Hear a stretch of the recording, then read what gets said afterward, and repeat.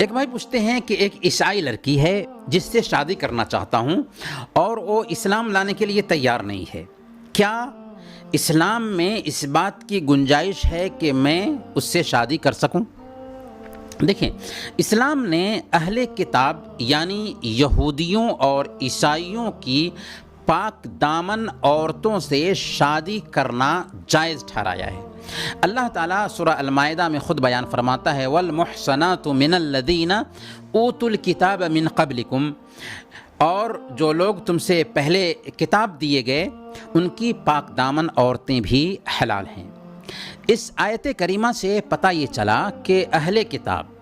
یعنی یہود و نصارہ کی پاک دامن عورتوں سے شادی کرنے کی گنجائش پائی جاتی ہے، لیکن اس حوالے سے ایک اہم نقطہ یہ دھیان میں رکھنا ہے کہ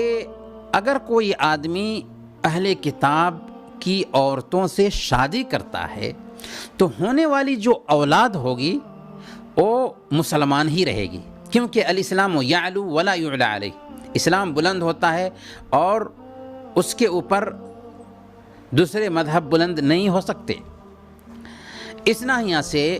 اگر کوئی آدمی کسی بھی اہل کتاب کی عورت سے شادی کرنا چاہتا ہے تو اس کو سب سے پہلے اپنے ایمان کا جائزہ لینا چاہیے۔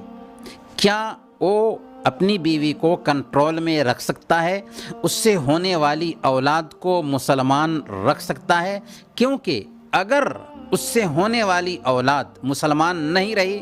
یا اس کی بیوی کا اس کے اوپر چلنے لگ گیا تو پھر اس انداز میں شادی کرنا جائز نہیں ہوگا۔ اس لیے ہم بھائی کو مشورہ دیں گے کہ مسلم گھرانے کی بہت ساری عورتیں ہیں جن سے آپ شادی کر سکتے ہیں۔ اگرچہ شریعت نے اہل کتاب کی عورتوں سے شادی کرنے کی اجازت دی ہے، لیکن آج کے حالات میں جب کہ ایک انسان خود اپنے ایمان کے حوالے سے مطمئن نہیں ہو سکتا کہ کب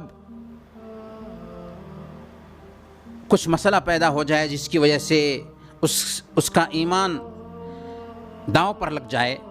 چاہے کہ وہ اپنے ہونے والے بچوں کی صحیح تربیت کر سکے، اس لیے بہتر یہی ہے کہ وہ کسی مسلم گھرانے کی دیندار لڑکی سے شادی کریں اور ایسی لڑکی سے شادی نہ کریں جو اہل کتاب میں سے ہو، اگرچہ شریعت نے اس بات کی گنجائش رکھی ہے۔